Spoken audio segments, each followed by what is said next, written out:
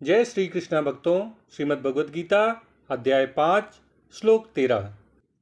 सर्वकर्माणि मनसा सन्न्यस्यास्ते सुखम वसी नवद्वारे पुरे देहि नैव कुर्वन्न कार्यन। भगवान कृष्ण अर्जुन को समझा रहे हैं कि एक सांख्य योगी किस प्रकार सुखपूर्वक अपने इस शरीर में निवास करता है।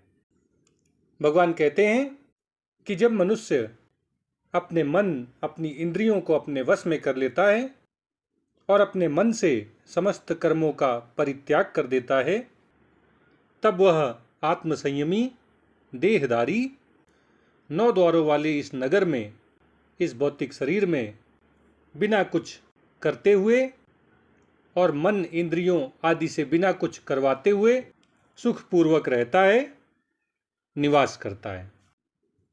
भगवान कृष्ण अर्जुन को समझा रहे हैं कि आत्मसंयम का अभ्यास करते हुए और अपने कर्मों में आसक्ति, ममता और कामना का त्याग करके मनुष्य इस शरीर में भी सुखपूर्वक रह सकता है।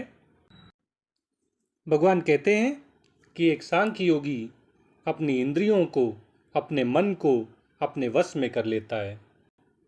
जहाँ सामान्य लोग अपनी इंद्रियों के, अपने मन के वशीभूत होकर कर्म करते हैं, उनका अपने मन और इंद्रियों में कोई वश नहीं रहता है, वहीं आत्मस्वरूप के ज्ञान से युक्त एक सांख्य योगी अपनी इंद्रियों को और अपने मन को अपने वश में रखता है। और आत्मसंयम का पालन करने वाला ऐसा सांख्य योगी अपने सभी कर्मों का मन से परित्याग कर देता है। वह अपने सभी कर्मों को आसक्ति से, राग से, ममता से, कर्मों का फल प्राप्त करने की इच्छा से, कामना से रहित होकर करता रहता है। और इस तरह उसके सभी कर्म अकर्म में परिवर्तित हो जाते हैं। मन से उसके सभी कर्मों का परित्याग हो जाता है। वह किसी भी तरह अपने कर्मों से लिप्त नहीं होता है। वह जानता है कि मैं आत्मा हूँ, आत्मा अविकारी है।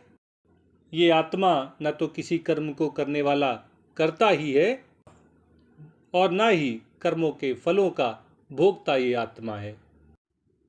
इस तरह वह अपने शरीर, इंद्रियों, मन, बुद्धि से होने वाले सभी कर्मों से अपना संबंध विच्छेद कर लेता है, अपने को अलग कर लेता है।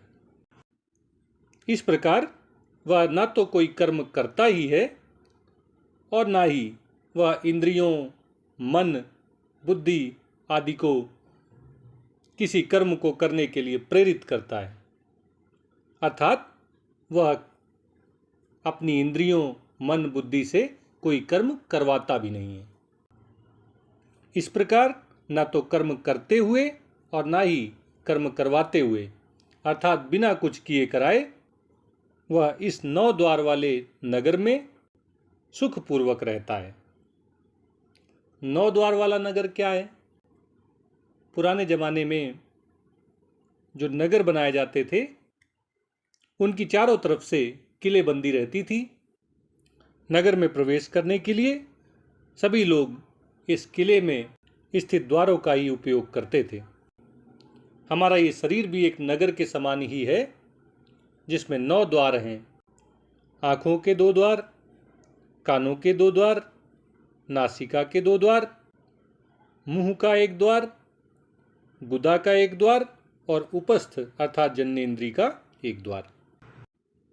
यह शरीर इन 9 द्वारों से युक्त है, इसीलिए भगवान इसे 9 द्वारों वाला नगर कह रहे हैं। जब एक सांख्य योगी आत्मस्वरूप के ज्ञान से युक्त हो जाता है, उसे आत्मबोध की प्राप्ति हो जाती है, तो उसकी इंद्रियां, उसका मन उसके वश में हो जाते हैं। वह अपने सभी कर्मों में आसक्ति, ममता और कामना से रहित हो जाता है और इस प्रकार अपने सभी कर्मों को अकर्म में बदलकर मन से कर्मों का परित्याग करके वह इस 9 द्वारों वाले शरीर में सुखपूर्वक रहता है, वह इस 9 द्वारों वाले शरीर में बिना कुछ करते हुए, बिना इंद्रियों और मन से कुछ करवाते हुए, मतलब बिना कुछ किए कराए सुखपूर्वक रहता है। वह इस शरीर में रहते हुए भी इस शरीर से अपना संबंध विच्छेद कर लेता है, इसके कार्यों से अलग हो जाता है, वह आत्म स्वरूप में स्थित रहता है, वह शरीर में रहते हुए भी मुक्त हो जाता है।